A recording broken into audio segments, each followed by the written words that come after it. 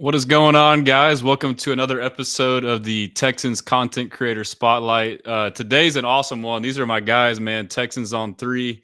There's three of them. Obviously, there's only one right now. We kind of go in order, but I'm cool with these guys. I've been in their lobby, in their chat, and we always chop it up. But first off, we got Franc Knitty. Frank, how you doing today, man? Man, doing good, man. Shout out to everybody out there that's watching right now. Definitely shout out to you, Stressers, man. Like you say, we go way back in this Texans content creator thing. Been doing it for a couple of years now on our end. And man, you always came through and showed love. And what I'm saying, we've been out to some of your events and everything's always popping, you know what I'm saying? I always tell you all the time when I first heard your name, I was like, man, that was unique. But I just want to say something real quick too. That intro was dope, man. I'm talking about that is super dope. I'm sitting up here looking at that like that, man, that helmet was like for real. Like we got to get one of them made for real. Like my buddy made it for me. I'll see what he can do for you. I didn't make it. That's actually dope. I probably can replace that helmet that I got back there. But yeah, man, it's this, this Texans content creator thing being on this road for a while and having guys like you to come in and give us a hand and bring in some new faces and stuff like that, bro. It's been a blessing. Definitely not stressing when it comes to that. We've been blessing on that. So man, I just thank you. I'm glad to be here tonight, man.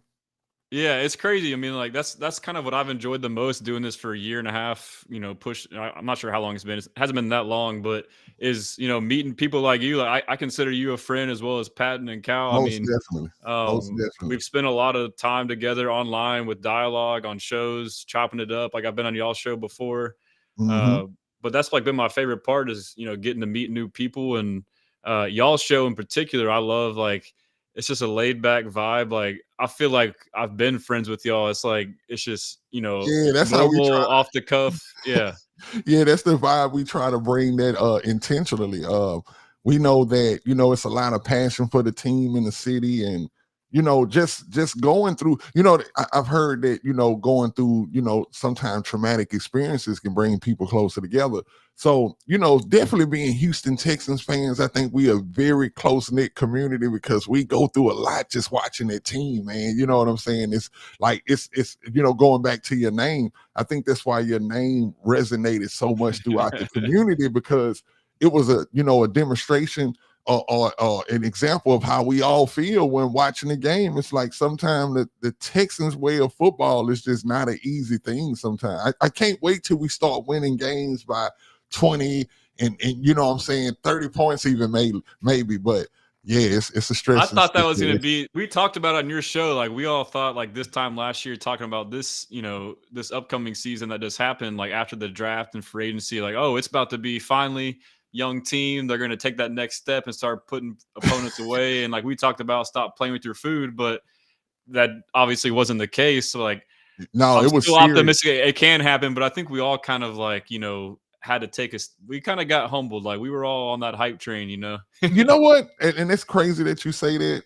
And I don't think we really talked about that much as a community, but I believe a lot of us were humbled last year, man. A whole lot of us, bro. It was like you say in that off season.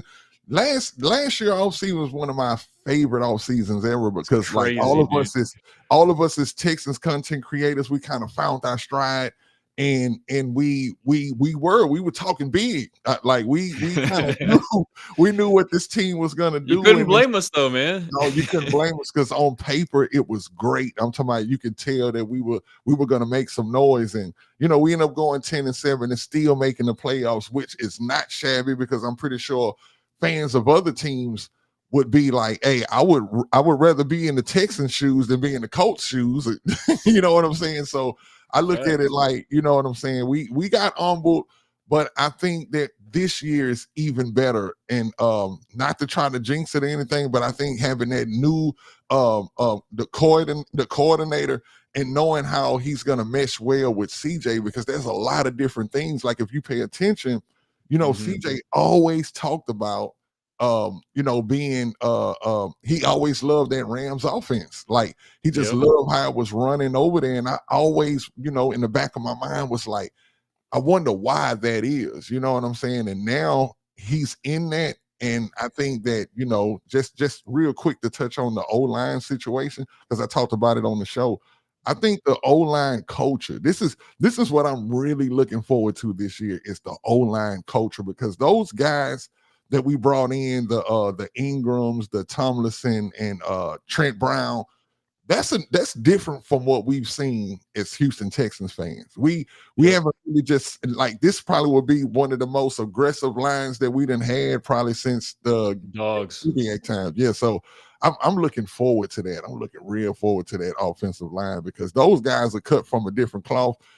There's a reason. I'm not saying that there's a reason that we haven't had guys like that, but we haven't had guys like that. So my eyes is just like, and some people say, oh man, these are bag ups or whatever, but it's the culture. It's what they bringing in. It's that mauling. It's that seriousness of coming from over there, like Tomlinson, being with the Jets, Seattle, San Francisco. We know that those are teams that are known for having certain type of line play. And I'm looking forward to moving the defense back in the trenches. You know what I'm saying? Because instead of us getting impaled, pause, as but Well, yeah, it's like the inverse of last year. I mean, like, okay, like who cares if they project to be a backup? Last year we projected to have all these damn starters, a highly paid, highly drafted, and look how it turned out. So I mean, and like kind of like your point now, like not only is it mentality that's different, but it's also the fact that like, we had all of our O line returning for this year who didn't play last year, and they had no competition. Like there was no depth. So it's like, hey, this is your job. There's no one to push you. So like, and it reflected that way. Like from the product that we saw in the field is like they were entitled, they got their job, they weren't worried about losing it. And so now it's the exactly. opposite. So you went from entitled, sitting pretty comfy to now like hungry and like scrappy people. I'll take Yeah, that all day, bro. all day. And that's what's got me excited. It's like you say, those guys were entitled. We had invested a lot into the offensive line. I know it threw a lot of people for a loop when we traded Tunsil. And I was telling a lot of people around me in my circle, I was like, man, that was what we needed, because when you have somebody that's like you can't have an O line. Put it like this: I'd rather have an O line with five uh not I'm not gonna say average, but I'm gonna say above average guys than having one guy that's like, Yeah. oh, he's all pro, this and that, and then It's a everybody collective else just unit, bro. falling off. Yeah, that's what we've been missing. So I guarantee you that we're going to be more of a collective unit this year. I think that it's man, I just can't wait to. And I've never really just watched O-line play like that closely until this year. Just seeing how CJ got sacked 52 times, it was ridiculous, and we know what type of quarterback he can be. I still believe in what we saw in his first year. I still think he's an elite talent. And I think if you give him, time, that hey, he's gonna go back to being what we've seen him, putting those balls in certain places, pause. And it's gonna be it's gonna be a great season, man. I just can't wait to see how it all pans out in this draft. This draft is gonna be crazy. Yeah, it is funny too. I think we kind of tend to think alike overall, but like it's funny how people like happen to forget who CJ was and how he was getting questioned. Like in these factors, you forget about all these circumstances, and you watch the Super Bowl, and Mahomes gets pressured for once in his life and has one of the worst performances we've seen ever, much less in the Super Bowl. And they go back and like the amount of time that he was pressured in that game was still less than the average that CJ Stroud was pressured the entire Hey, season. when I So it's like, read that stat, I think you posted that. I was like, "Oh, that was a dope stat," because I was thank like, you. that shows that How CJ good is like CJ played, man. exactly in fire. You know what I'm saying? So you put him in a comfortable situation, dude is gonna be lights out, man. I just really do think that CJ is gonna be back on this top five, you know what I'm saying, For and playing sure. like he's all like we know for him to play. And I just can't wait to see what Kaylee does with this offense. Yep. One thing I love as a Texans fan is when we get a new OC. One thing Mhm. about us as Texans fans, we are very keen at watching offenses. I don't know if they just come with how we look at the game, but we are very keen at can tell, okay, this offense is getting stale. They running the same plays all the time. Like Texans fans are keen on that. We always locked in on that offense, and I think that what Kaylee is going to bring in this year, I just love watching something new. And what I don't feel, and I want to ask you this question. I don't feel like this is a any kind of a rebuild. You know what I'm saying? This is I feel like our window is still wide open, and I actually For think sure. Haley comes in and enriches what we got going Mhm. on. This is not something where like, oh man, we got a new OC, so everybody got to learn new terminology and everything. You know, I just think that this is a plus. Like we're just gonna be better. Oh, without a doubt. I mean, like, and like the things that we talked about, like, with Slowick was like, the offense getting stale. Like he wasn't dynamic. He didn't adapt. He didn't adjust. He ran the same shit no matter what every time, So like, and the things that like we all as fans, acknowledge like that was an issue, not adapting or adjusting to your opponents, to your personnel, like, running an offense that fits their skill sets.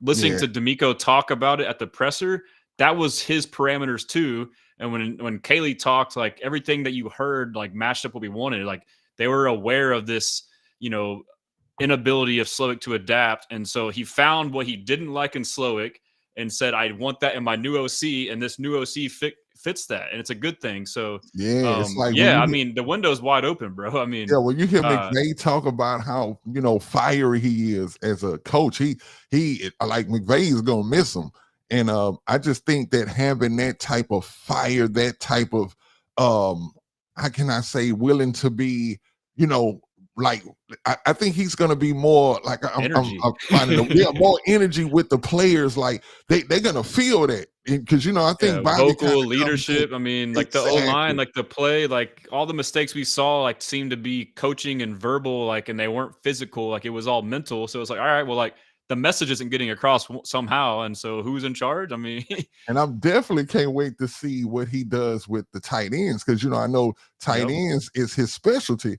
So I just while we was just over there at AD show, shout out the rundown. yep. Shout Somebody out in to the rundown. comments, somebody said something about maybe trading Schultz during the draft or anything like that. I know we, as of right now, it wouldn't make sense because of his contract unless somebody Yeah, made some kind of crazy deal that we just couldn't turn down. But I don't see that happening. But I'm excited to see if he stays. I'm willing to, I'm excited to see what Katie can get out of him. You know what I'm saying? Like, I just think yeah, that, him working with tight ends the way that he's worked with, I mean, one of the best that he's probably worked with was Gronk, but seeing how the tight ends were with the Rams last year, they were pretty good. You know what I'm saying? And I think they run a lot of double tight end sets where you have both tight ends can catch passes. You know what I'm saying? So yeah. I'm excited to see what Jordan is going to bring because I know he's Hmm. going to bring another element to Jordan's game, and maybe another tight end in the draft. QT, I think is he still on the team? He's gone. Oh yeah, okay. I would man for so many years I've been waiting for him to break out, but hey, that Yeah, injury it's his he injury had a horrible plague injury is bug, man. yeah, it's just been horrible. But yeah, other than that though, man, and just to speak on the defense for a second, Yeah, um, go for it. that defense is gonna be lights out. And like I said, the linebackers is probably if we had to pick a weakness, I would say that whenever we talking about their defense, we always wondering what we're gonna get from the linebacker position.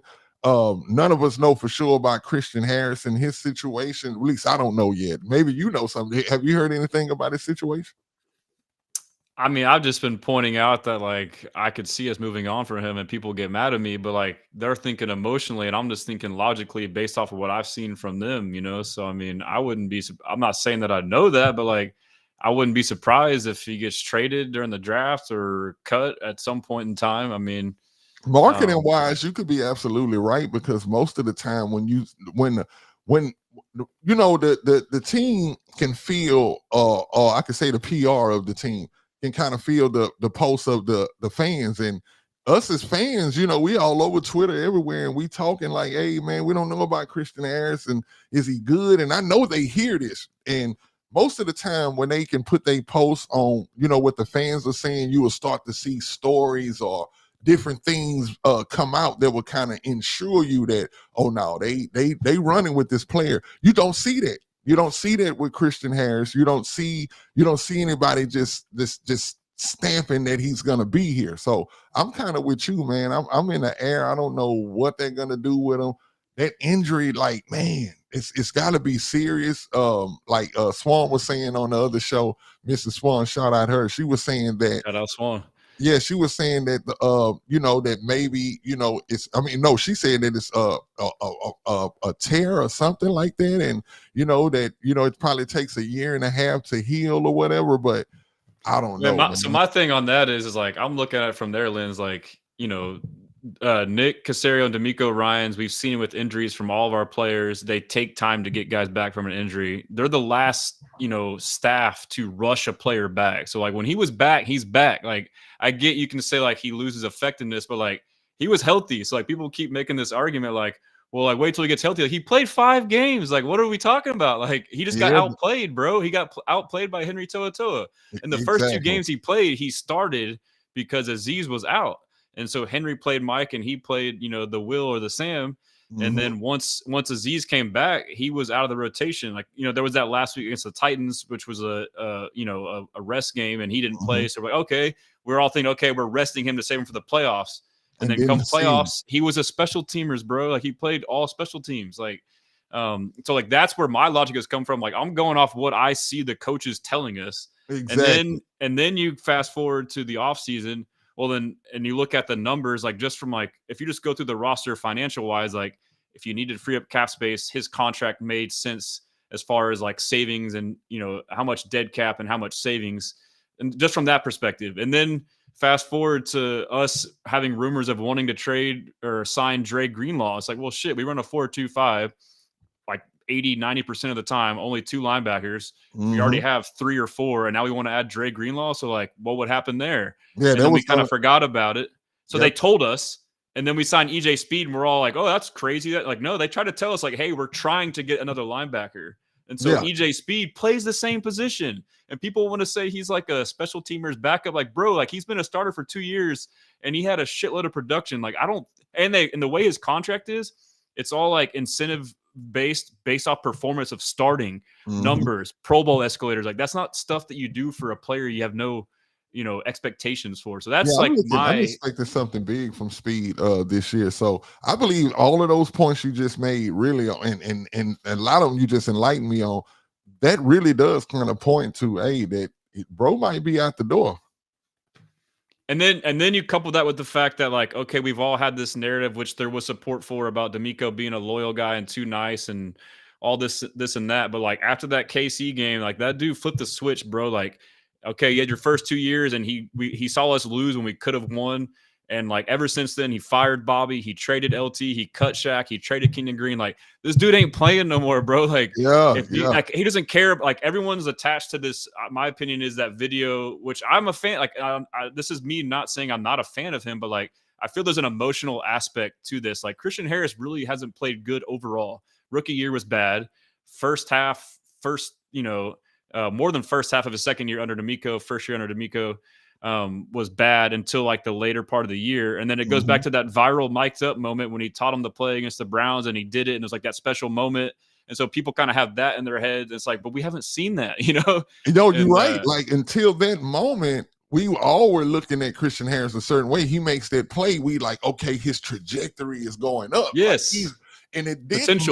It's like he didn't. I don't know. Like I'm totally with you on that one. I don't think that.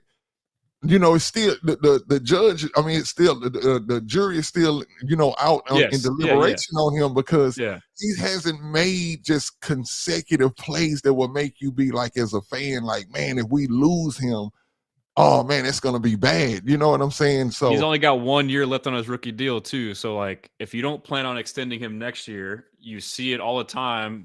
Proactive, forward thinking, Kenyon Green. You might as well move off from him now and get something in return rather than wait. Get nothing out of him, and then he's just gone, So, I mean, there's a lot of Exactly. layers to it. And I say all that not to like say I don't want him. Like this is to me to say why I see that they could move on from him. That's it, you know. Hmm. But yeah, I mean, we kind of did this backwards. I first like to start out and like get to know you guys. We just kind of dove right into ball, but Oh, okay, my bad. um, But you no, know that's you're what no, we you're do. That's good. what So we I'll, do I'll all the part off. time. Yeah, I mean, we were just like, shit, it's been a minute. Let's chop it up. Hey, But yeah, I'll get like a little bit of a background on you, and then kind of tell us the podcast, shout out your stuff. I got a ticker in the bottom with the handles, and then mhm. after you, I got Cal in the lobby. I see him kind of going in and out. I'm not sure if he's having trouble with his camera or not, but I'll try to bring you up next, Cal, if you're listening, and if it works, cool. If not, I can go to Patton and give you more time. But I want to ask you, like Frank, like kind of give me a background about yourself. If you want to include personal stuff, like I know you're Mhm. like a producer and make beats and stuff too, so that's pretty dope. But Mhm. mostly Texans. If you wanted to talk about fandom and Well, I'm a start out a little personal because a lot of people know me from the personal side as far as like I started out I think I was like maybe 15, 16. I had signed a contract with Rap a Lot Records and part of a group called the Fifth Ward Juveniles. And we put out an album called Deadly Grounds and did pretty good. We hit the Billboard. We did we was on I'm talking about MTV, VH1, anything that you can name. We were actually signed to Rap a Lot / Virgin Records. So we actually had a pretty good, you know what I'm saying, showing out there. We and so from that, I think I did another album with Rap a Lot. And then once I left Rap a Lot, I started to do my own thing. And so I'm doing now, I run a studio. I still produce music for a lot of artists in Houston. As a matter of fact, one time I was on with you and my guy Killa had came in. yeah. Yeah, so it's like I record with a lot of people, man. Anybody who's making noise in Houston, them pretty much I done work with.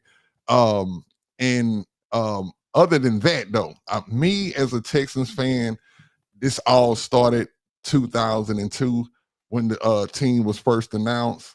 Um, I remember, you know what I'm saying, the game with the Houston Oilers against the Bills in 93.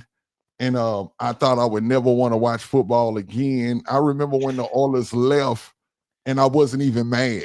Like I was like, hey, good riddance. But I'm gonna be honest though, right? You don't miss nothing until it's gone. And Hmm. when we got rid of the Oilers, that drought that we didn't have football here in Houston, it was pretty hard. It was crazy. I didn't realize that because, like I say, I didn't care that the Oilers left. But when they were gone, and then seeing them in Tennessee and seeing them go to the Super Bowl, it was just crazy. So, when the Texans came, um, man, it's just it was a good thing. And like I say, this is why I love your name because ever since I've been watching the Texans, it's been a stressful situation. Yep. I've never seen a team lose in some of the ways that I've seen the Houston Texans lose. We used to do this thing where when everybody would come on the show, we would always say, what is your greatest Texans moment and what is your worst? And I would always say that my worst was that game where we were playing Jacksonville and Jacksonville was on the 50-yard line with Hmm. seconds left. And David Garrard was their QB at the time. And David Garrard just threw this Hail Mary that you just knew like the game was pretty much over with. And Glover Quinn went up and he knocked the ball into the other guy. I think his name was Mike Thomas for the Jaguars, their wide receiver. He knocked it right into his hand in the end zone. It was the most Insane. heartbreaking loss.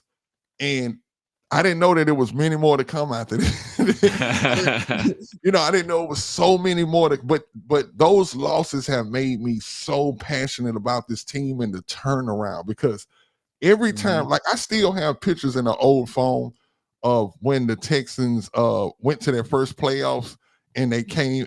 When they won in Cincinnati, they came back to Yep. Houston and D'Amico and T.J. Yates. Everybody had on the divisional T-shirts and they was waiting outside to talk to everybody. I still have some. I'm gonna share those pictures on the show one day, but I still go back and I look at those things and I just look at how far, we've came as an organization, as a team to where, you know, the whole league used to hate on us. Like, cause still to this day, whether people know it or not, we little brother, we are still the youngest team in the NFL.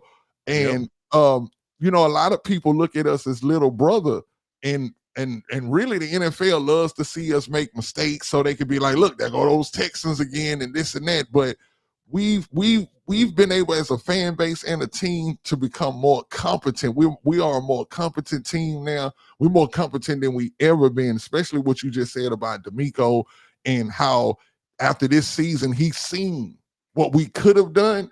And he didn't say, hey, let's run that back. He said, oh, no. We had the opportunity right there. And we missed out on that. And we need to feel that. We need to actually absorb the fact that we were right there and we wasn't able to do what we needed to do. So he went and he made some great changes. And like now, man, I'm like I say, this is the most competent that the Houston Texans have ever been. This is the greatest time to be a Houston Texan fan. And that's why I got into the content creating part of it, because of my passion. And like I say, meeting guys like you, meeting guys like AD and Ruben, and it's a lot of people out there that's just doing great things, man. And it's just makes this community strong, man. And just like here on this show, man, I appreciate you bringing us on. I'm pretty sure all the other guys are gonna let y'all know, and plus it's already at the bottom of the screen. But man, y'all make sure y'all follow Texans on 3. Keep on checking up on one of the #1 content creators in the Texans community, and that's Houston Stressings. It's consensus.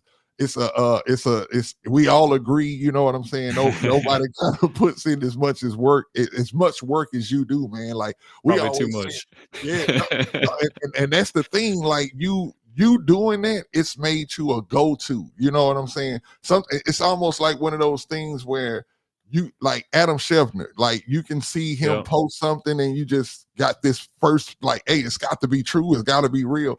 That's how it is when I come to your content. I know it's going to be true. I know that you're going to give a real opinion. It's not going to be fake based on what everybody thinks. You're going to say what you really feel, and that's authentic. That's authenticity, and we really enjoy that from you, man. And like I say, I appreciate you having us on the show. Y'all can follow me also through the Texans on 3 on X or on Instagram, but my personal page is official Mr. Slim 777, and that's Slim with 2 M's and 777 after that. And I think on X is Supreme Beats, and that Supreme is spelled kind of uniquely. It's SUPREEMBEATZ LLC. So you can get at me on there if you got any kind of studio, anything, because we mix, we master, we produce, we work with everybody in Houston, man. It's pretty dope, from all the way to the OGs to the young cats, man. And like I say, bro, if anytime you need me or anything, just let me know, bro, and we there all the time, bro. You already know what it is. It's love. Man, that's love, man. I appreciate the kind words, and that's kind of what I've aimed to do, is just try to be a one-stop shop. I know people don't have like the time and the ability to do all that, curating and stuff, and so that's kind of my goal. I'm already doing it myself. I might as well take the extra step to, make it easier to be a fan. But I enjoy talking to you. I'll have to come on you guys' show sometime, and yeah, if y'all need some beats or some studio time, man, hit up Frank. He's the best in the business, baby. Hey, man, I'm trying to tell you.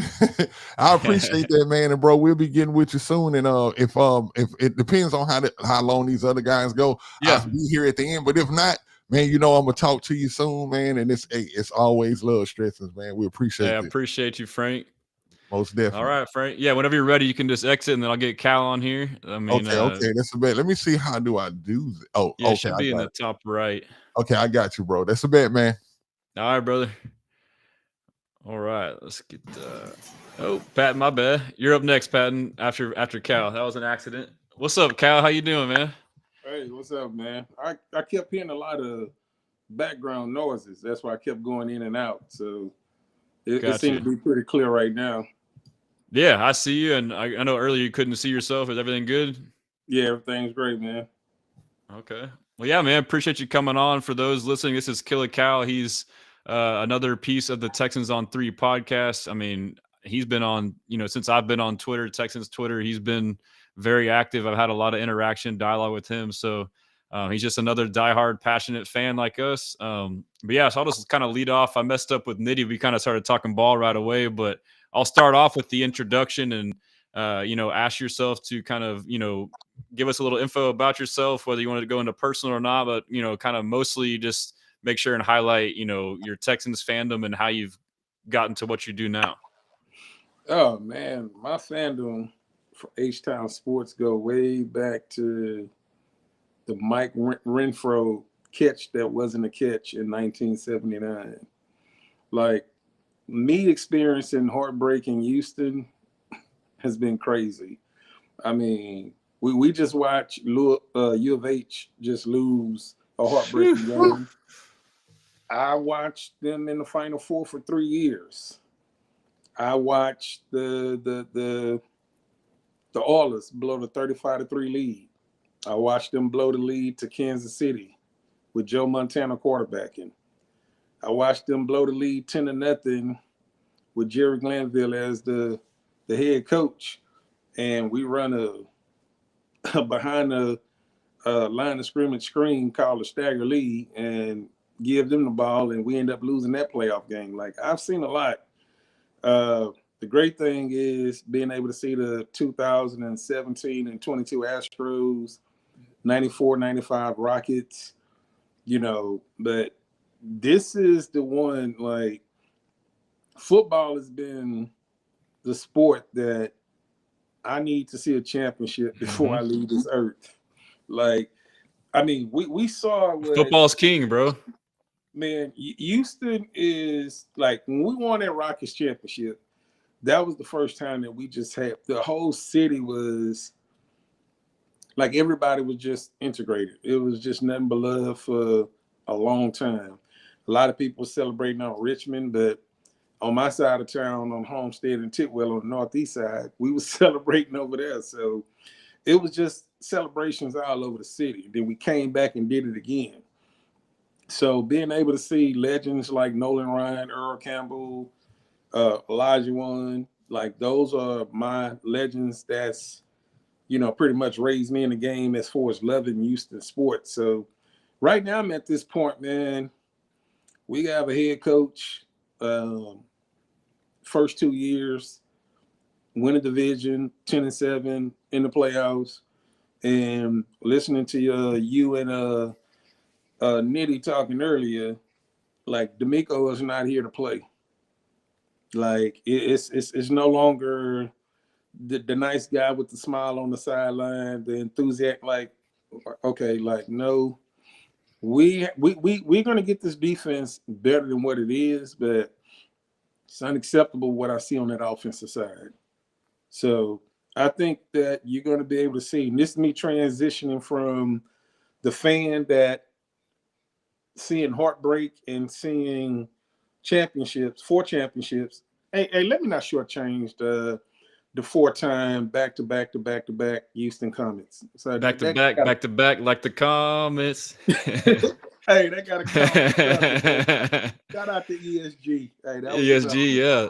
Yeah, but man, like, this is a football city, and I don't think that we're too far away. We had a championship defense last year. I truly believe. The crazy part about it is we averaged 21.9 points a game on offense, and we gave up 21.9 on defense. Ooh. So we were just like even keel on both sides. But if you looked at us on the field, the defense statistically was a top 10 defense. The offense statistically was bottom third. So my thing is, I'm looking for, Kaylee and Popovich to come in and just pretty much implement their DNA into that offensive side of the room, that line, tight end, like everything.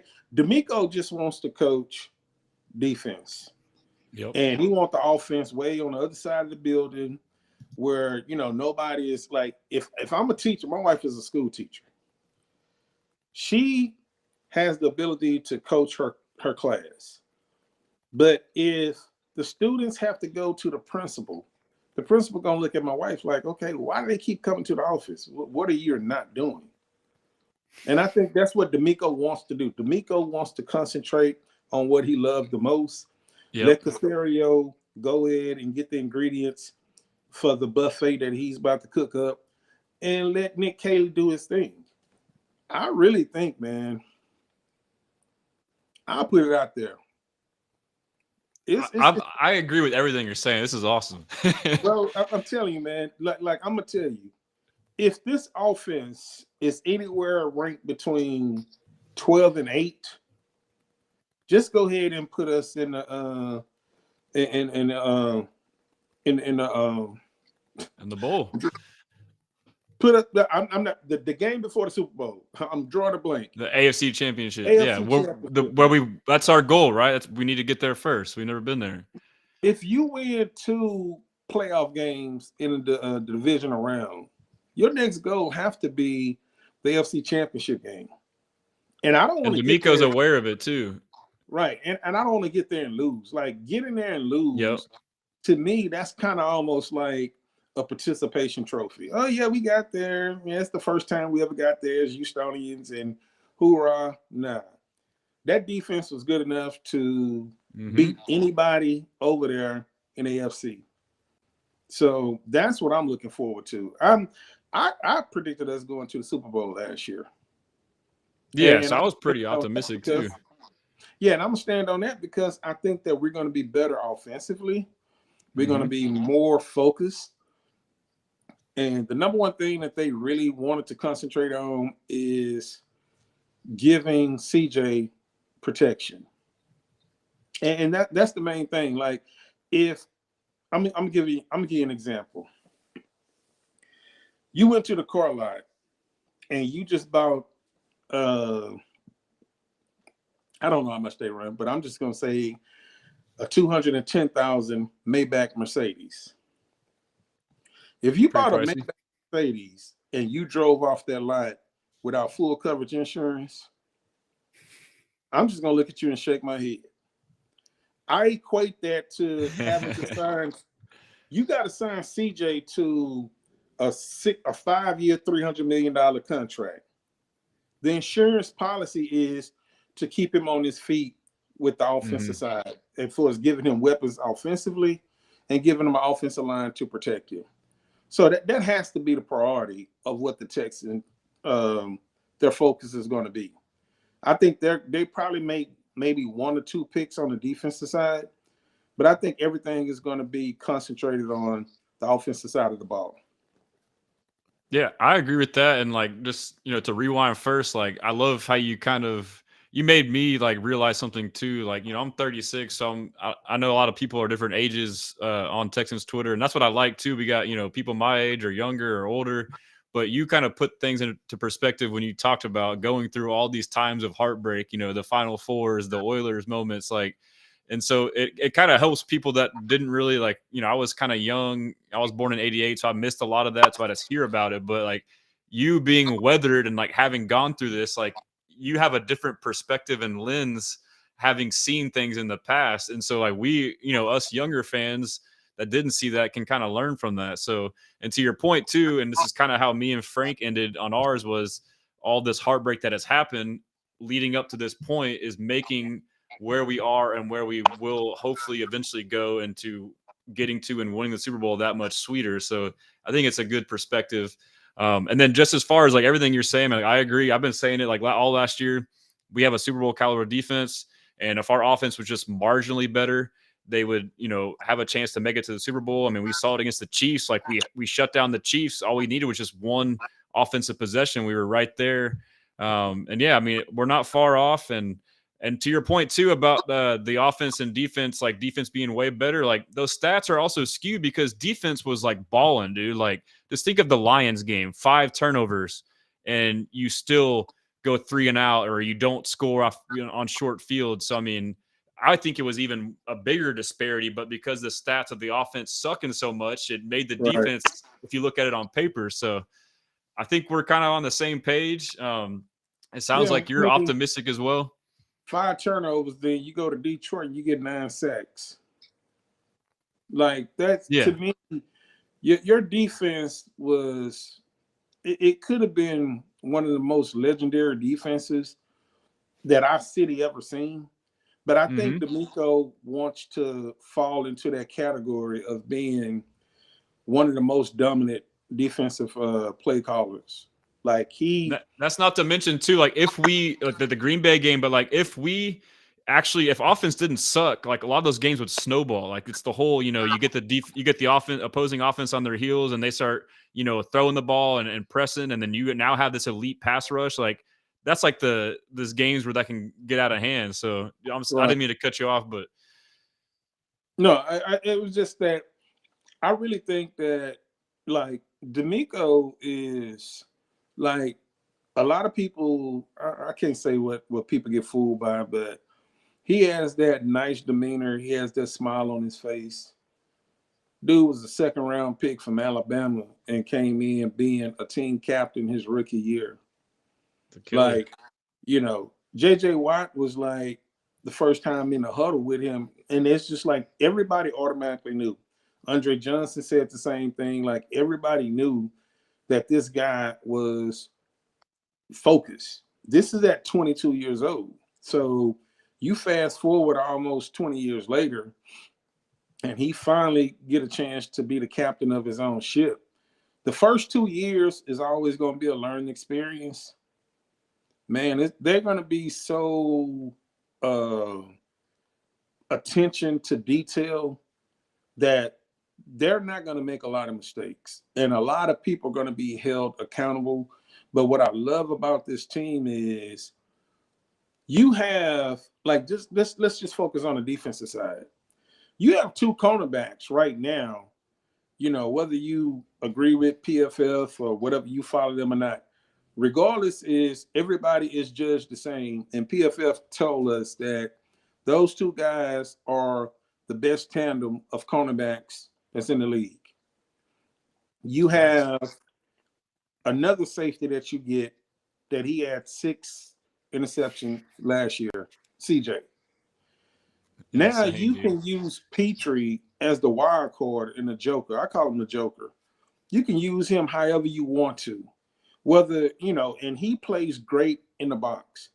He was Baylor's Big 12 Player of the Year in that whole conference. And then you have your rookie Bullock. Bullock playing side by side with Gardner. That's going to be like school is in session in real time. Yep. Like Bullock had 4 or 5 interceptions as a rookie last year, or was it? Could have had more too. Yeah, he could have had more. Now you have a guy that you can run double high safety.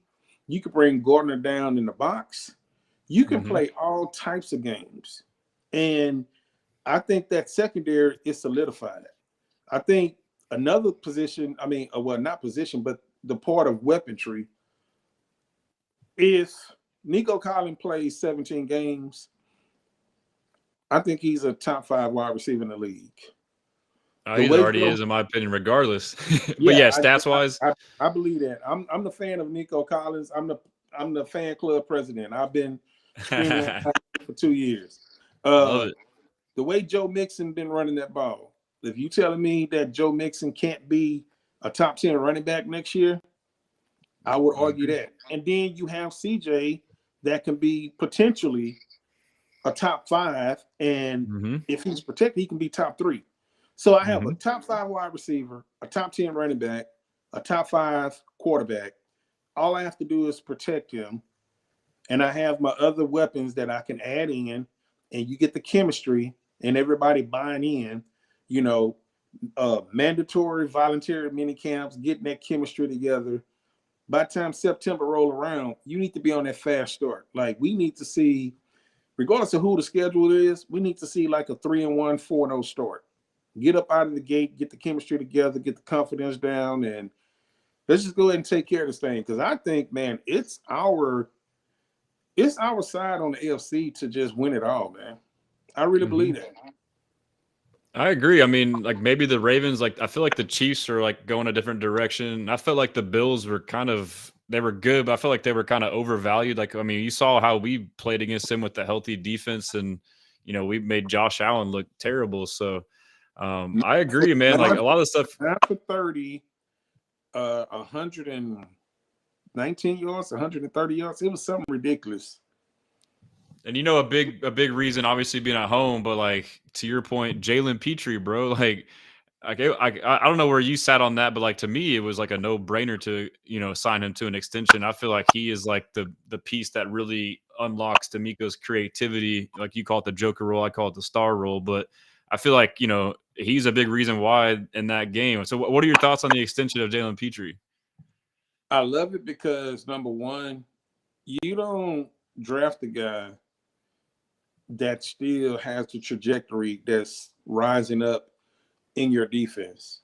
Like we've only seen Jalen a couple of games the way D'Amico wants to use him. So you drafted him in the second round? You drafted him in the second round. You give him a contract early, get ahead of the curve. Because if Petrie would have went out there this year, and let's just say Petrie had 5 interceptions, 5 sacks, 3 fumble recoveries, a couple of touchdowns, and just all over the field. He would have wrote his own check, and we would have been saying, well, why we didn't pay him? 20 mil, bro. That's what I was saying. So when you have 5 guys in your secondary that's solidified, that that you can roll out. I didn't even say nothing about Jimmy Ward yet. Yep. If he's healthy, he's going to be a rotational piece with him and Petrie. It depends on how D'Amico want to scheme it. But you have 5 guys in your secondary that D'Amico can say, hey, this back end is going to be sold up.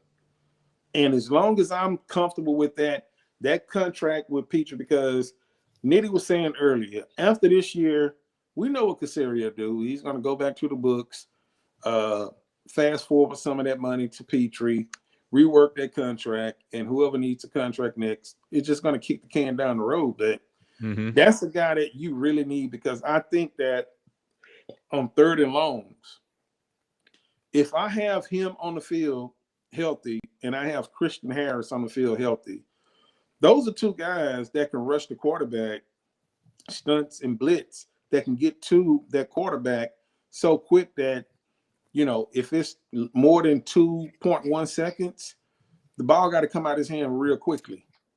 And I got 4 guys back in the secondary that can cover. So his value is going to be shown in 17 games. Mark that. So I love the signing. I agree. I love that answer too. And like I was kind of saying, like I feel like this was very similar to the Nico, like a year prior, Nico Collins. Like, he was due for an extension. He had 1 year left on his rookie deal. He was drafted 2nd, 3rd round. He had some injuries early on, so his production wasn't quite that good. But, I feel like both guys this 3rd year kind of emerged, although Petrie got cut short.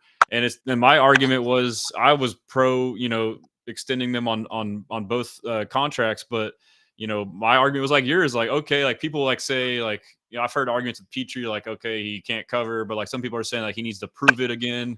He only played so many games, but like to me, it's like we saw it, bro. Like how many games? Like 12 games. Like we saw it. Like we don't need to see it again. Like yes, it was a new role, but that's where he was born to play. And to your point, like with Nico and with Petrie, like if we would have had Nico prove it again, he'd be 30+ mil a year. We got about 24 mil.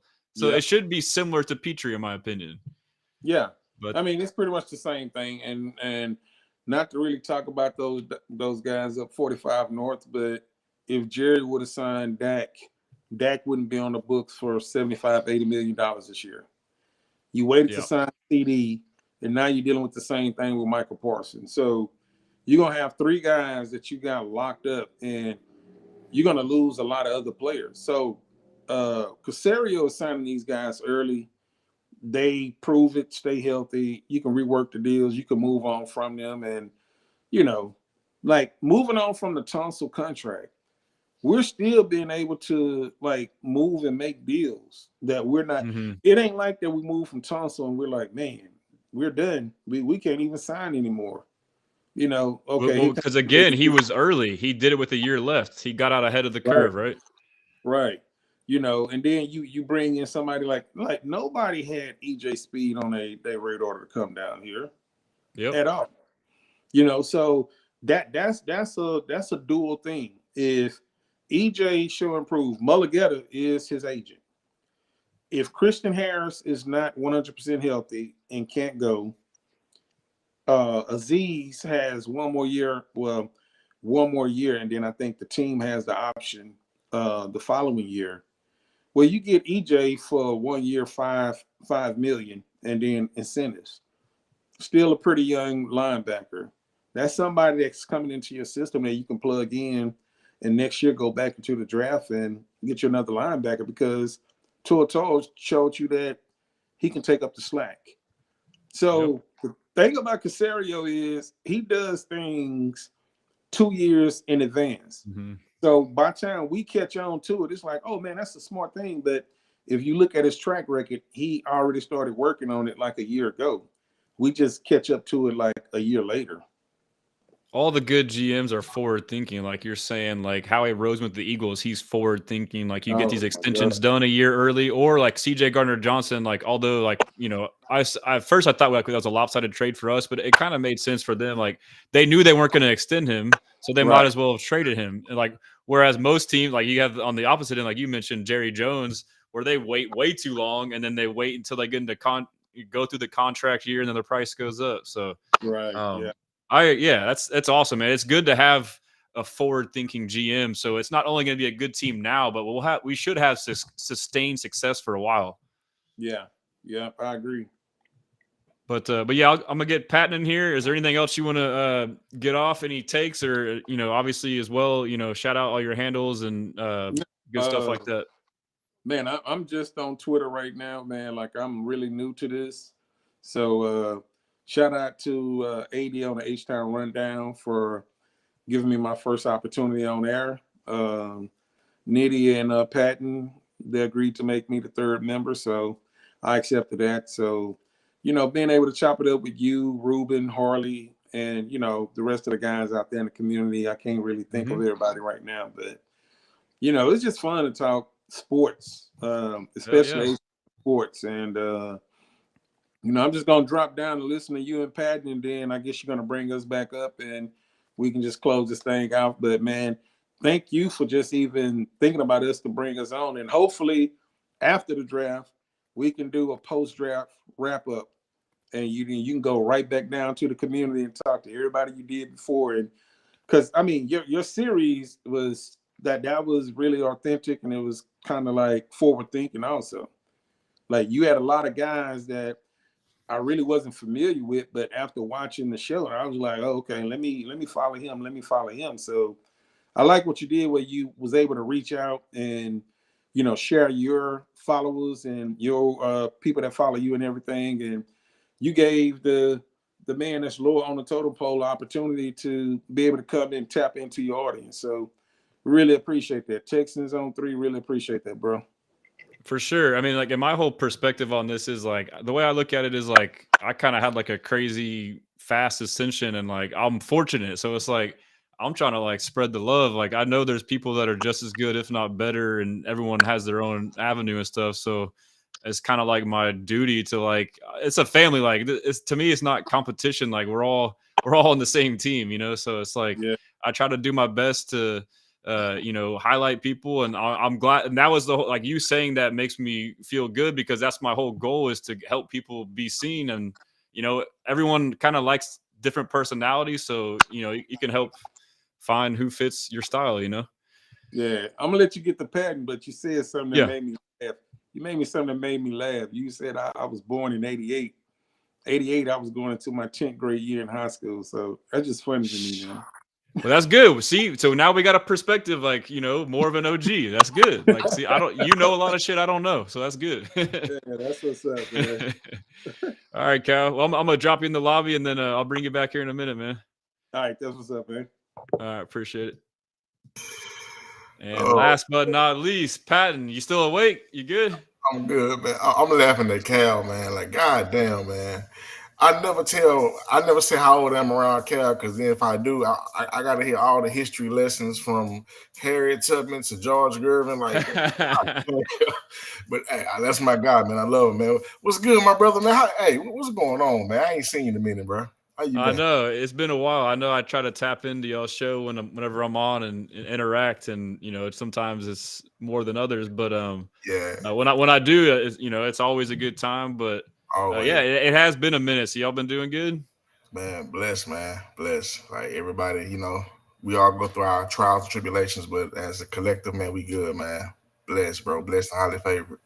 That's very true, man. And that's what I like about this community that kind of like we're talking about. I mean, all of our interactions online, with fellow fans and creators, it seems to be mostly pleasant. And that's the whole point of it, right? It's like we love the Texans, so it's like a distraction from whatever else you got going on. You just lock in on this, and we can only hope that it continues to get better for us. So before we get into like the football talk, obviously we'll start off with like just getting to know you.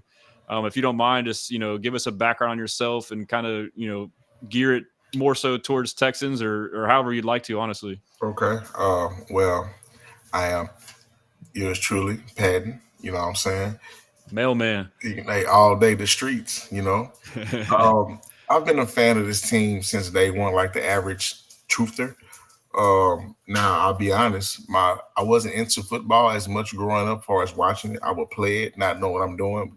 I have a fascination of contact. I love hitting people, so I was always willing to tackle and score touchdowns. But my first football game was John Elway with the Broncos when he I want to say, did they beat Green Bay? I believe I want to say they beat Green Bay. Super Bowl. Yeah, that was my first football game ever.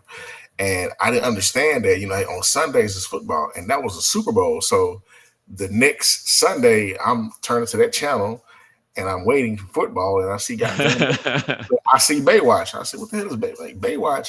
That's not a bad alternative. Like, this is not what I came to look at, But I've been infatuated with this team since the inception. I really wasn't a big Oiler fan. Like I was aware of them, but I wasn't like the diehard Oiler fan, like people Cal age, so to speak. But just my infatuation with football as I got older, like it only makes sense to rep for the team that your home team, whether it's Texans, Rockets, Astros. When we had a hockey team, the Arrows, the Comets, you know what I'm saying? So it's just, and also the Dynamo, but just other than that, man, like I say, you guys know me as the mailman. I'm also an artist. I create music. Knitty is my producer, you know what I'm saying? My 1-2 two guy. Hell, and well, if people don't know this, they finna learn it now. I am a diehard Michigan guy. So it's go blue. Yeah, you got to tell me about that. What's the background on that? So okay, I can't tell you what made me love Michigan. I just seen it. Ex-girlfriend? No, I now I am going to a game this year. I'm going to the big house this year for a couple of games. Awesome. But it started back in high school. I got a couple of offers from them. This is when Lloyd Carr was the head coach, and oh damn, yeah. So I screwed myself. My favorite football player is T.O., and because I'm trying to be like T.O. overall, like if to play on the field, it's the off the field antics. Like I'm taking on his personality, and those guys seeing that was like no. And before I knew it, I had no idea I had a scholarship to go there, and they got pulled. So I was damn, like, yeah, I did not know that. Yeah, what position were you again? I was a lineman, but I was on the scout team. I was always a tight end, so I was always lobbying to push tight end. Now I wasn't the fastest guy, but I had the best hands. Like I'm good in like quick space, 5 yard out. I'm killing you every time. Over the middle, I'm killing you every time. Lord forbid I get behind the coverage. It's a wrap. But, love it, man. Yeah, but I mean, like I say, like that, and I just forever love them. You know what I'm saying? But other than that, like, hey, here I am, mailman, artist, content creator. I'm also a chef on the side too. It's not much I didn't know that. I'm learning a little bit today. I'm telling you, look, it's not much I can't do, dog. So like, you guys need a catering, you know what I'm saying? Hit me up. I got you. Whatever you need. Damn, that's good to know. I didn't know that. I'm about to take you up on that, man. Oh yeah. Yes, I mean, if y'all don't know, obviously Patton's the third of the Texans on three. And like I said earlier, like when I hop in their show, it's like family, bro. Like, you know, whenever I'm in the chat, like it's just we just pick up where we left off. So if y'all haven't, I would encourage y'all to watch it. I never asked y'all, but like, what are the set show times so people can kind of set their calendars for it? So, and this is my fault. I've had some changes in the personal life, but we originally started at 9, but now we do it 7. Every Tuesday and Friday. Originally it was Tuesdays and Thursdays, but we moved to the Friday slot. It was originally 9, now it's 7. Um, things are constantly changing over here, you know what I'm saying? But we still make it a point to get the content to the people. So as of right now, going forward in the foreseeable future, it's gonna be Tuesday, Friday, 7 p.m. weekly. Love it. Yeah, and like I said, I mean the show is super laid back, and you know the thing I like about the show is like I'm just by myself, like diatribe, or and now I have guests, but I'm sure it's boring like hearing a monologue. Like with y'all, it's cool because you can kind of, and I've been on your show a handful of times. It's like you know the back and forth, and you get different personalities too. Like I feel like each one of y'all has your own unique, you know, way of thinking, and I feel like, and honestly too, like whenever I like come on y'all show or other shows, and like there's actual dialogue, like that's when I like begin to like see things differently and sometimes can open my mind up to certain things. Like you've turned me on to certain stuff, you know, as far as like ideas or things that could happen. And yeah, so I would encourage, you know, to listen from that perspective. Like, you know, you can really, you know, start to think differently if that's what you're looking for. So um I want to give a special shout out to all the guys. Oh, my dog, she on her patrol. I want to give a special shout out to all the guys that tune into our channel faithfully, into our bull ring. Yo, we got some of the best fans. Yo, like the main guy is Brandon, dog. Brandon. Brandon. Oh my, and Brandon's everywhere. Like I used to think that Brandon was only on our station, but he's on everybody's station, dude. Like I want to say Brandon got to be the top guy, period, when it comes to like being a fan in the comments. It's another guy I The want to give a goat. shout out to Texas Tangent. I think I'm not. I hope that's his name. I hope I'm saying it right. Texas Tangent, Lackville, my guy Neptune, man. Like, and there's a lot of other people. Oh, Allen, and well, I know him as Chill, but you guys know him as Willie Jackson. But my guy Chill, like those guys, consistent every week, every day. Like if we coming on at 7:15 or 7:20, I'm getting a text message from one of those guys. Hey, what's going on? Y'all not going That's on? awesome, man. I'm telling you, like so, like the fans keep us like on our heels to produce and give to these guys. So I mean, and think about it, we are putting out so much and really not receiving a dollar just yet. 610. No, but that's right. I mean, like, so to your point though, like, I mean, I think that's like why all of us get along so good in this community is we're Yeah, all doing this because we are passionate. Like, we're, you know, obviously we'd all love to get paid to do this, but like, it's because it's genuine and authentic. Like, I mean, it doesn't have to be this way, but most of us here are born and raised in Houston. We yeah, just love Houston, like everything about it. Like you mentioned, every sports team, every team that will come or that was here, like, we love all Houston sports, so it's genuinely authentic, and it is good to hear from a fan's perspective. And I think it's great too, like the way technology has been that has allowed us to even do this now. I mean, like years ago, this would have been like impossible or would have cost you a bunch of money, but like yeah, the accessibility, like this is dope, dude. Like, and I think fans as a whole benefit because a lot of people like us on here can share our, you know, unique individual opinions, and like I feel like we have become like a smarter fan base. Like our fans know their shit, bro. Like yeah. y'all were just on with AD and the H-Town rundown. Shout out those guys. Are like, you know, everyone on there knows ball. Y'all know ball. Like there's a lot of in-depth conversations, and I think that's pretty cool. So, you know, I'm sure you love that too. I'm still mad at AD because that goddamn mock draft we did. I don't know why in the hell we took a running back with the 25th. Like I'm still hot about that, That shit had me stressing, dude. dude. I don't know if you could have seen me over here in the little box when y'all was going on, but I was outside. Yeah, I saw you. Half a pack of cigarettes, bro. I'm still pissed about that shit. So that's a good topic. Tell me why we shouldn't draft the running back in the first round, and then if we do draft the running back, like what would be the earliest you would want to take one? Okay, I'm not taking a running back in the. Okay, there are no running backs in this draft that are generational talent. Like there are no can't miss running backs. These guys are all good, above average, and at best scheme fit. All right. That includes Ginty, Genty is the unicorn. I mean, if people but like him, he's top 10. I mean, He's yeah. If I'm a team like the Cowboys that need a running back the most, that makes sense. If I'm a team like the Raiders, if a certain quarterback isn't there, it makes sense. If I'm a team like the Giants, if he's there, and it makes sense. You know what I'm saying? But those three teams, like, I don't see him being. I don't see him thriving there at all. Like all these running backs are scheme fits, all of them. One of the guys I took a liking to the most, Caleb Johnson from Iowa. You know, I said on AD show on the joint screen with AD and the guys and the woman Miss Warren. He reminds me of Aaron Foster so much, and it's because our one runs the zone scheme. The same thing we ran when Kubiak was here. Like if we were to run that again, or another thing too, we don't know what we running. We don't know. That's true. So That's it's like we when it comes to drafting players offensive wise, we are all looking at guys we think are that we take a liking to. We don't know what we're running. We don't. So when the draft comes and goes, I'll be able to sit there and evaluate. Okay, you took this guy, this guy, this guy. What are these guys good at?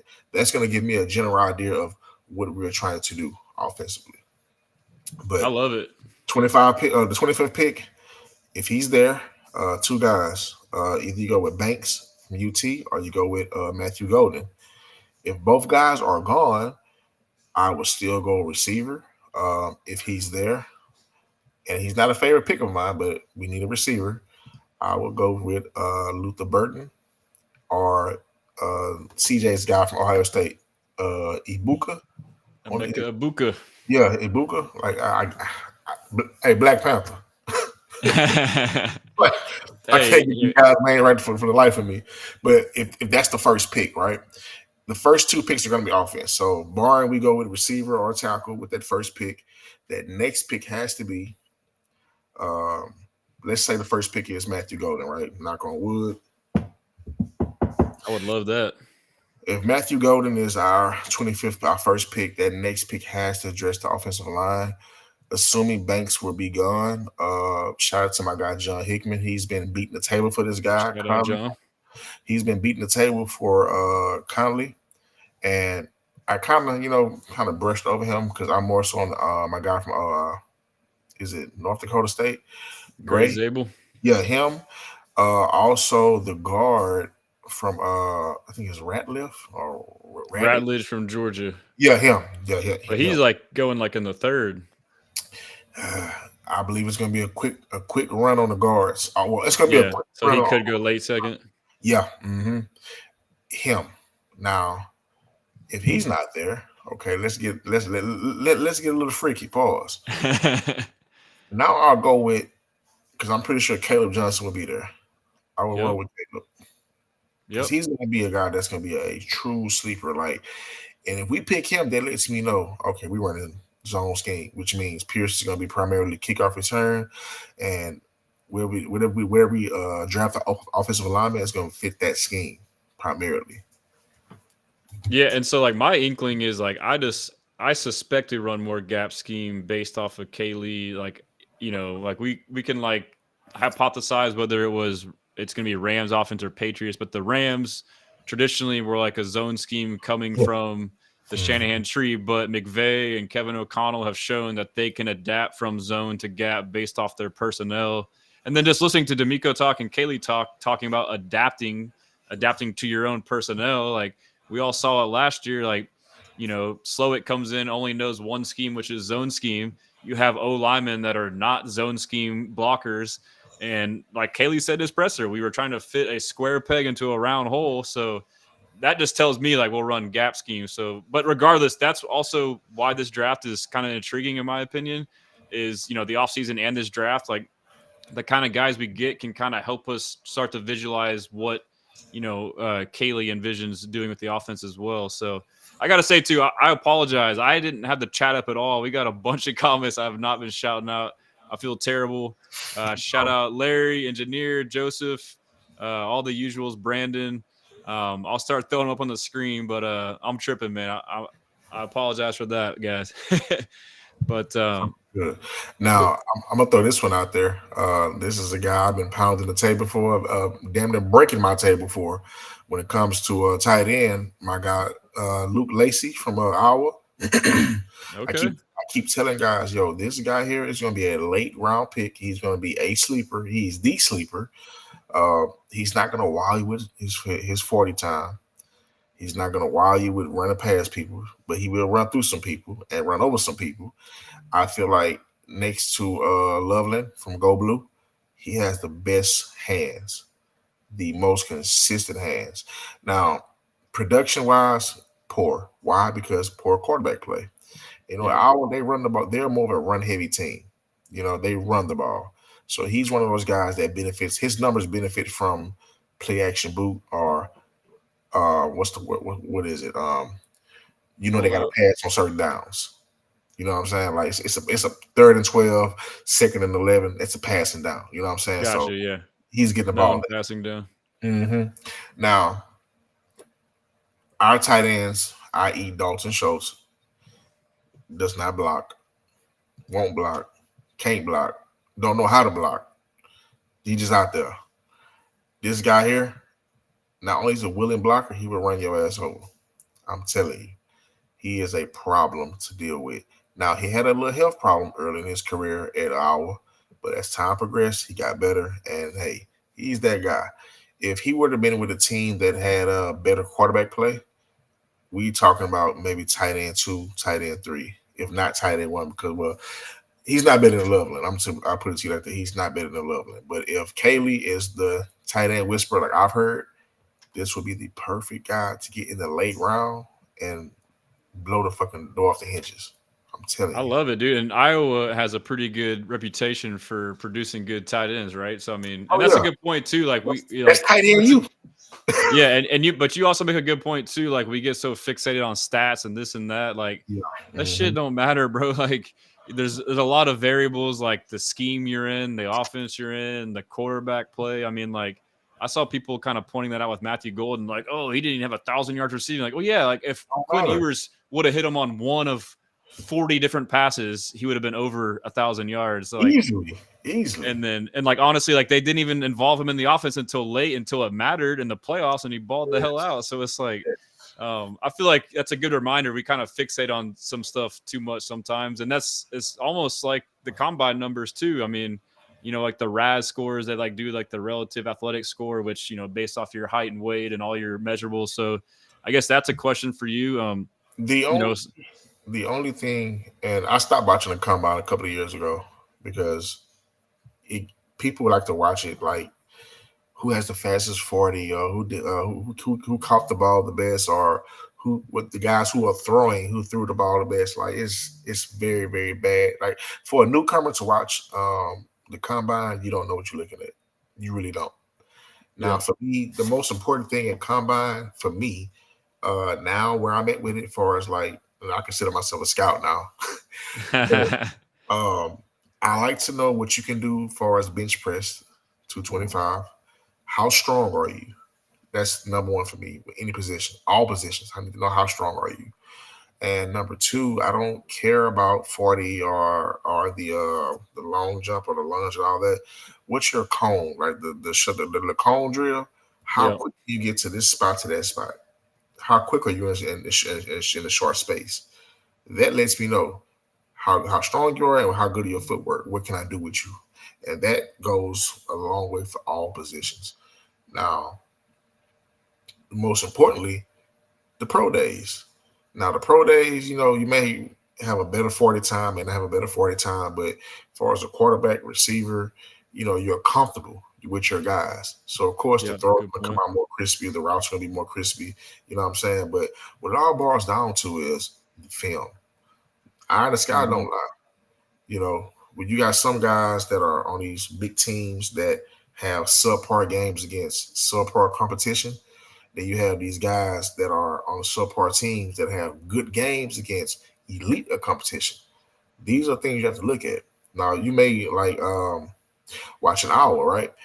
I watch our, they're in the same conference as Michigan, and I happen to see these guys every year. Now I watch a few of their games because I've been looking for a tight end, and I know ours tight end. You watching our just for that tight end, the safety Castro, the linebacker Higgins, of course Jalen Johnson. They are these guys have popped off camera to me on film, you know. And when you're looking at a certain guy, you're gonna always see other guys on that team that's have a good play here, a good play there. You know what I'm saying? That catches your attention. So I can only imagine how a guy that's getting paid to scout, how crazy that can be, you know? Yeah, it's got to be tough. I mean, I've thought about that too. Like, I do the same thing. Like, we all do the same thing. We watch a certain guy, and another guy jumps out. Like, it's got to be tough to like watch only that player and kind of not get distracted. But I guess you kind of hear scouts say too, though, like when you are watching one player and you can't help but notice another player, then like that's That's a good probably a thing. damn good player. Yeah. Yeah. Good Man, I'm thing. excited. So like obviously it feels like, you feel pretty good about the offseason. And so I guess with the draft, you kind of touched on, names that you would like in the first round. Do you suspect too, like part of what's funny to me is like I'm ready for it to get here because we spend so much time scouring Yeah. names and scenarios, but and then the other point is like we keep projecting based off these rounds, but we know Casario is a madman. He's a wild card. Do you project that he trades? And if so, what's a trade you could see him making? If he were to pull off that CJ and Will Anderson trade again this draft, so before I make this statement, this draft will be a offensive heavy draft. You have to give Nick Caley his toys. You have to cater to his needs. So that way, can't no one say, "Hey, I didn't have this or I didn't have that to be successful." So I feel like the first three picks, maybe four, will be offensive heavy. Um, as far as defensive picks go, we may get a D lineman and we more than likely get a cornerback or a DB. But I believe if Nick doesn't trade up, he's going to trade back. And I'm leaning more so towards trading up. For him to trade up, if he's going to trade up, it will be for Matthew Golden. I agree. If he trades up. And depending on if he still has the 25th pick or however he makes it work, I'm pretty sure if he keeps 25th and trades up wherever he trades up to, depending on how the draft goes, he's going to get Matthew Golden and he's going to get his offensive tackle. Those are going to be the first. Those are going to be the first two picks in the first round. Now, what he has to give up to do that, I don't want to see it. Jesus, I don't want to see it because that's going to. But do you though? I mean, like, because we're in a position where we don't need a lot. You know what I'm saying? Like, so like, how much value can you have in multiple third round picks and fifth round picks and seventh round picks? Like, you might as well. It's like so. That's like the thing is like, would you rather have like two or three like solid contributors or like one and then like a bunch of like maybes? I mean, and I'm sure like I say that too, but like you look at like the third round picks he's had, they've been better than maybe. So he it's hits. just funny. It's funny you said that because I was working out earlier. I don't know why I said that, but I was working out and I haven't been doing it much. But I was thinking about this shit, and I was like, you know what? Like this motherfucker could just trade up. Like he's shown us that he did it with Will Anderson Jr. Like we're all worrying about like okay, but like, and I thought like who does he want? Like they want Matthew Golden. I was like I could see that. But I thought they would still stay at 25, and I'm thinking they're going to get Golden and Booker as a high possibility. Is what I was thinking. You haven't mentioned his name. You don't seem like you're high on Booker. Well, it's AD's fault. AD says Booker is another Kenyon Green, so blame it on AD. I feel like with guard, the guys you brought in are serviceable. You have Juice. In my personal opinion, Patterson is your center and Juice is your right guard. So it leaves a competition for the left guard. Now you brought in Ingram and you brought in Tomlinson. If I had to throw a line out there right now for as starting my left guard, I would say Ingram because he's more nastier. You know, he's one of those linemen they don't take no shit. He's not the best lineman in the world, but you need a guy that ain't gonna take no shit, and that's Ingram. I know. Big Sarge. Big Sarge is watching. I know he was like, I don't like Ingram. He had that. Hey, the honest guy don't lie. Ingram don't take no shit. Okay, at all. The left tackle position, man, is the most important. Like, I'm gonna lean towards the left tackle before I lean towards a guard. Me personally, because we have, in my personal opinion, one of the top 10 as of right now, top 10 QBs in the league. And by the end of next season, if the draft goes where it needs to go, CJ will be in that conversation for us, top 5, not top 3. Mm-hmm. So you have to protect his blind side. Now, you don't have to get this all-world guy. And once again, shout out to John Hickman. I'm really leaning towards Conley. I really am. I really, really am. If I can't get Banks, and I feel like Banks is going to be one of those guys that's going to start at guard, maybe in training, and work his way to tackle. If you go back to, and this is Texas history right here, people. If you guys remember when we had we drafted Dwayne Brown out of Virginia Tech, him and Ephraim Salam, they rotated each series until Dwayne Brown was ready to stand on his own. He was a tight end, wasn't he in college? He was a converted tight end, like not his whole career, but former tight end. Yeah, you know what I'm saying. So he wasn't like day one left tackle in college. Yeah. You know what I'm saying? He had to work his way to it, but he had all the potential in the world, and he was all. Hey, if we would have kept him, which we should have kept him, Dwayne Brown would, in my personal opinion, would have went to the Hall of Fame quicker than a little bit. He should have retired here, but Dwayne Brown was like that rookie year. He went through hell. Most left tackles do, but as time went by, man, that guy was a solid lockdown fucking left tackle, like for sure. And not just in the pass game, but in the run game also. You know what I'm saying? Like the Mauler. Like dude, with Tonsil, I tell guys all the time, Tonsil is the best pass protecting left tackle in the game. But that's it. Trent Williams is the best overall left tackle. He does it all. You got guys that's hard to argue.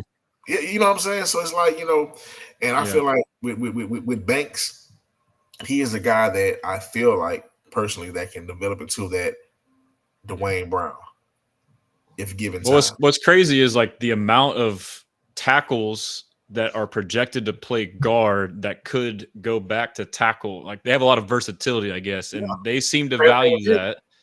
Zabel. Yeah, well, Zabel can play all 5, I believe, and then I mean, I think both the O linemen from Ohio State can both play guard and tackle. I mean, Banks can play guard and tackle. Mimbo, I know he's earlier projected, but Mimbo be gone. I wouldn't touch Simmons though because he's maybe they trade up for Mimbo. The hell no. I'm just saying, like I started to think like we could be all thinking this and that, and then Cassera just pull some crazy shit. No. Some players it's not gonna work. I feel like Nimble, he's one of those guys that he excelled where he excelled at, and once he gets to the league, these guys that pass rush are going to eat his lunch. But so my thinking is like I think right guard needs to be filled, and I think one of those veterans will play left guard. Like, and I'm thinking like if they draft a lineman in the first round, they're gonna want someone that can plug and play and start at that position right away. So that's why I think it's Booker. And I think also because of that swarm box, like he's like the epitome of the character. Like they really value that swarm shit, dude, especially in the draft. Like maybe in free agency they'll kind of stray away and take a risk, but like in the draft they don't mess around. Like especially early rounds, you have to be that type of guy. I mean, you look at CJ, you look at Will, you look at Kamari. Like all these guys are that kind of personality. So that's how I've kind of landed. Like I think it's Booker, bro, at 25. No, I'm not mad at you. Like, and I actually can find myself agreeing because whoever is at that 25 pick, they're gonna have to be a plug and play guy. They got to start right now. We need production right now. Like once you take your little picture with the jersey, hey, smile, cry, you cry a little bit. Once you step your ass off stage, time to work. Time to go. I'm gonna know where you're living at because I'm bringing your mail to you. But it's time to go. We don't have enough time for a project. And I'm not saying those guys are, but like maybe there is some risk moving one of these tackles like Banks or Connerly, from tackle to guard. I mean, maybe they're perfect, but like for sure, Booker, SEC, captain, all that stuff, high production, highest level at right guard has held it down. Like, so that's the less risk, I guess, is what I'm trying to say. That's why you bring in what's my guy, Trent Brown, and that's why you bring in a guy like Cam Robinson. You bring in bridge players to give that rookie that chance to sit back, like going back to the Dwayne Brown when he was a rookie, Ethan Salam. Those guys rotate each series. One series, Ethan Salam will start the game. The next series, Dwayne. Next series, can we do that right now though? You have the guys to do so. But like, do we want to rotate in a Do rookie you at want left to? tackle? No, you don't want to. No, you do not want That's to. what I'm saying. So like, that's where I'm kind of leaning toward like that tackle guard, like maybe get one of those in the second or third that we can develop into our tackle. Because it seems like right now, like between Trent Brown and Cam Robinson, like one of those guys has to be the left tackle. And then like, I don't know, it's just so many options. Like at the very least, they've given themselves options. Like if those guys don't pan out, we could always kick Titus back to left tackle and then Fisher back to right. Like there's a bunch of shit they could do. Now that's gonna be the Rubik's Cube. What do you do with Howard and Fisher? Fisher's it was crazy because both guys can play both tackle positions. I would rather have Howard at his natural position, which is right tackle, and I would like to have Fisher at left tackle. Now, if those are my tackles, then I'm confident and secure with going with Booker at 25. Barring if that Nick trades up and go gets Golden. This is with Nick trading up going to get Golden. And when he gives away for us to trade up for Golden, he gives away the first round pick for next year. You're gonna have to. In order for him to keep 25 this year. But no, I mean, Golden, like his average draft position is like 20 roughly. Like, and I was looking at it earlier, like whoever's at 20 is the Broncos, I believe, and they need a wide receiver. Like if he falls to 19, we could trade with the Bucks. And and supposedly to trade up, from 25 to 19, it's like it's not bad. It would be your pick plus like a second or a third. So if we didn't trade our pick this year, then it could be a first next year, or it could be 2/3. Yeah. Or you could trade a player, dude. Like the Bucks need a linebacker, you could trade Christian Harris. Oh shit. That's all. I was trying to like go through these exercises a day. I'm trying to think of like some crazy shit that no one's thinking about. So speaking of Christian Harris, I'm one of the few people that believe that he had an Achilles injury, and they kind of took, they meaning the team and him, they took the Kenyon Green route. Go play through it and see, can you play through it and see if it will heal on its own. And he came out to practice one day and went right back in the hub and right back in the tent, and we never seen him until the end of the season. Now, if it is an Achilles injury, like, get that taken care of. Like, he's not going to go anywhere. He's one of those guys where he has to prove that he's worth an extension, and this is his last year's contract. So if he's not healed up, let's say he goes out there training camp again, just like last year, and he actually tears an Achilles or rupture it, then yeah, I would bring him back on a 1-year deal, veteran minimum, prove it. Because he, potentially wise, he is a game changer. You don't just give up on a guy like that. You don't just throw him away. Give you a couple of dollars, go get healed up, and we see what you do next year. But if we can't trade with the Bucks, I'm okay with giving away a first-round pick for next year. I'm okay with that. If it's going to give me two first-round picks this year, and we know they both go on offense, I'm okay with that. And I feel like maybe you give away a first-round pick, and they keep your 25. And hopefully the pick's like 32 anyways, so. You do. But wait, there's more. It don't have to be next year's first round. It could be, 25, 26. It could be 27's first round pick. Yeah. And you expect to be good, so you expect that to be like a 25 through whatever. Exactly. You know what I'm saying? So, hey, you never know with these things, man. But I know Nick is a very, very cerebral guy. And it's very hard. I'm going to tell you real quick. I met Nick one day when he first got here. This was the COVID season when Nick got here. I met Nick at he came to my post office, and nobody knew who he was. He was just blended in, and I just happened to be I'm going to my boss office to talk to her about something, and I said, "Oh shit, that's Nick." And I said, "Hear me." So I come out the back. I'm Nick. Hey, Nick. He was like, hey, can you help me? I said, no, I can't. I'm a carrier. But I want to shake. I shake his hand. I said, Nick, you're gonna do great things here. All right, remember me. And this is before I had this. This is probably like up here, like there was no hang time. Okay, so, but Nick is like he's one of those guys where like he's all smile and he but he's like thinking 10 steps ahead of everybody. Like he's very, very cerebral. Very. Yeah, no, I love it. Well, hey, I'm gonna get Cal back in here, and we'll just wrap it up with like a couple little more discourse and let you guys get in your way. I know Cal's been in the lobby patient. Enjoyed the combo there. Get to some comments if we got any in the chat. Appreciate y'all tuning in with the chat. But man, shout out to my guy Larry P.A.T.O.N, man. That's my guy. Larry's awesome, man. Me and Larry have some good dialogue too, and like to my point earlier, like everyone has their own opinions. Like Larry, he'll put me on certain stuff sometimes, and let me tell you, it's just fun to have discourse, man. I know we didn't get to it this particular draft season, but man, look, next draft season, me and Larry will have our own show. Just me and Larry, brains going at it. Pause.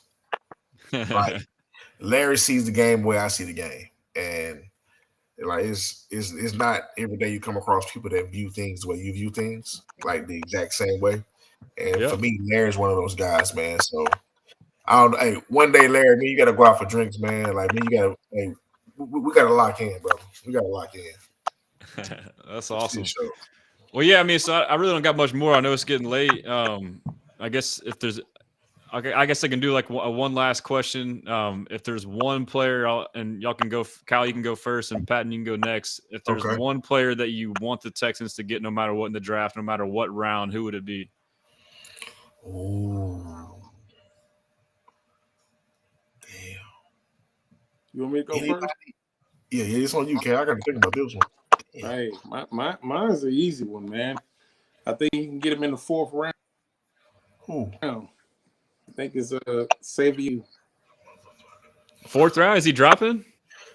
Well, I mean, they got him 3rd round, something. Me at 3rd, late 3rd. Yeah. If Caserio likes you, especially, he's made moves to move up and get wide receiver. And that's right. Thing about Caserio is you got to think that 1.5, 2 years, I think it was like that. But I know one of the years when the New England Patriots had got Randy Moss, Caserio was the wide receivers coach. So that guy is really big on wide receivers. That's why he moved up to get Tank, Nico. Like, if it's somebody out there that he feel like is talented, go and get him. He's going to go and get it. Like, and to move up to get a 3rd, you're probably going to give up. You're going to swap your 3rd round pick and maybe a future 4th or one of the 6th round pick, later picks this year. But it'll be a guy that you want. And the reason why I say Savion is because, I mean, we had did a show, Texans on 3 show, probably about 2 or 3 weeks ago. And Savion can line up in the backfield, slot, wide out. Like, he's a weapon that you would love to have because of his size, speed, and his ability to break tackles. If you got him on the field with Nico, like, it's a lot of things that can happen. So say that. Look, I do care what happens, but if we walk away with Savion, I'm gonna be a happy Texan fan. Good to know. If we take him, I'll be thinking about you, Cal. I'll shoot you a DM. Check in on you. You got one yet, Patton? Man, it's hard, dog. Like, god damn. I'll go. And I want to put a list in there, but I'm not. You got to throw Cal. Hey, I'm here. What you say, Cal? Pat, it's gonna be a Marion Hampton. You're gonna be happy when we draft him. In the 3rd. He's lighting one up. What I'll you go got? ahead. I'll do one, and this is contingent upon that we don't get Matthew Golden, which I think we might get, but it's just a player, and Larry shouted him out. But Kyle Williams, I've been high on him since the jump. So I've followed Cam Ward in his career since Incarnate Word to Washington State to Miami. So I first saw him a couple years ago when Cam was his teammate at Washington State, and I knew this guy was legit. But he's been rising up draft boards, but he's still a special talent. I feel like he's a great fit positional wise, great speed, great release package. I don't know if I need to say pause there or not. I kind of hesitated. Pause on that, but yeah, he's got a great route tree. I feel like he'd be a great fit. So I'm real high on him. Well, all right, Pat, you got your mind made up yet? all right. So going through my notes, man. I'm looking at guys. Pause. And Big pause. Yeah, pause. Marion Hampton. So, I'm gonna make sure I can. If I gotta, okay. I'm just gonna be biased. I'm gonna be biased, right? Go for it. Loveland, tight end from Go Blue. That's fine. Yeah, let us know. We don't need him. We don't. But I would love to have him because I feel like Loveland is he's a faster, more active Dalton Schultz. Like, granted, in Michigan, my guy had to block. He wasn't the best blocker, but he's a willing blocker. Anyway, in Michigan, to be on the field, you have to block. That's a run first team. You know what I'm saying? So he's a Dalton Schultz that's willing to block. Hey, but here's the point too. Like you said, we don't need him, but like I've kind of thought with that lens for a while. Like, but ever since this offseason, like when they've shown like they're willing to move on from anybody at any given time, I've now have to like open my mind to be like, shit that I don't think they would do or could happen now. Like if they find an upgrade, they could get him and then move on with Schultz. I know it doesn't make sense right now, but like there is financially they could move on from him and save money. It would have to be a post June 1st trade, but like I can see them doing that. That loyalty shit's out the window. So like, I mean, I wouldn't say no. You know, I wouldn't be surprised. The only way, if we were somehow to able to draft Schultz, Loveland, Schultz is out of there somehow, some way. Schultz might get traded during the draft if that was to happen. But the reason why I say it won't happen because the team before us, the Chargers, that's Harbaugh's guy. He's gonna pick him. That's true. They need a tight end, and Harbaugh is. I mean, my coach. He's gonna pick his guys. Yeah. Well, cool, man. That's all I got. I mean, I appreciate y'all tuning in. That was dope. Yeah. Hopefully, I'd love to come on y'all's show maybe after the draft or something. But it's always good to chop it up. You gotta pull up, man. You gotta pull up, man. Yeah, let me know, man. I'm there. Just let me know. Anything else before we go? Y'all want to mention or anything like that? I'm gonna go to the taco truck. I appreciate you having us on. Like I said, I enjoyed the series, and it's not over yet.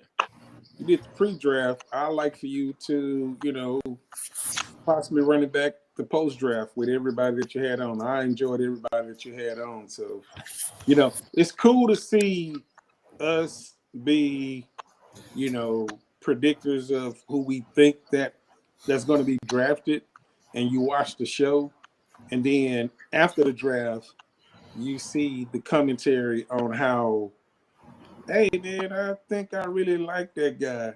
Pat gonna say, man, I really like Marion Hampton. I really like that guy. So you're gonna see stuff like that, man. Not at 25. Not at 25. We're gonna delete all the history. We're gonna edit it and splice it to make it. Hey, stressing. Just run it back, man. You got the connects. Yeah. Run it back with everybody that you had on, like post draft, and do a rapid fire type of thing, man, and just bring everybody back on, and let us. Just vent on how it is, man. But other than that, great experience, bro. Yeah, that's dope. So my goal is to I still have like a list of people that I've reached out to and some that I haven't, like Swan's in the chat. I would love to have her and the rest of the H-Town rundown on there. So there's still a lot of people I haven't gotten to, so yeah, but no, I agree. That would be dope too. You just gave me an idea of like one day just doing like a super rapid fire one. It's like a 5 minute and have like 20 people in a row. That would be like a really cool thing, and have everybody's like a big like subathon or something, like subscribe to. You got to have something a button for Cal and Knitty. When 5 minutes hit, like a horn go off because they're going to. Hey man, but that's why I like this format here. Like rather than have all three on at the same time, is like I want people to get a chance to hear each person and get to know them and like listen to the way they talk and think. So that's kind of my idea behind it. So I love it. I mean, it's easy for me. Like I ask a question, just go.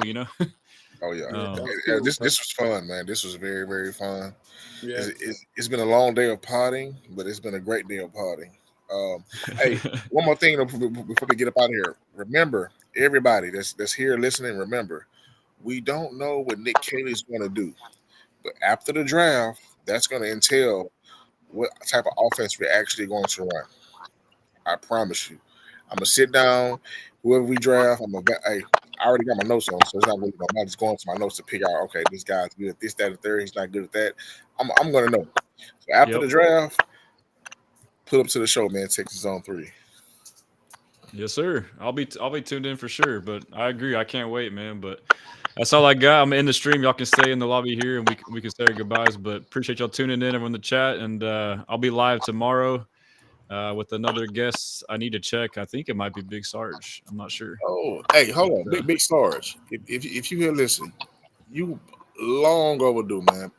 Pull up, brother. I need to check my notes. The way I operate, I'm so Big Sarge and John. Matter of fact, look, stressing. The last time I seen you, John told me, "Hey, man, during the summertime, off season, I got you." John, it's the off season. It ain't summertime, but it's off season. Pull up. John's a great guy. He's got you, man. That's my guy, man. With the high school with him. Oh, dope. I didn't know that. All right, fellas. I'm in the stream here. I'll stay in the lobby, but thank y'all for tuning in.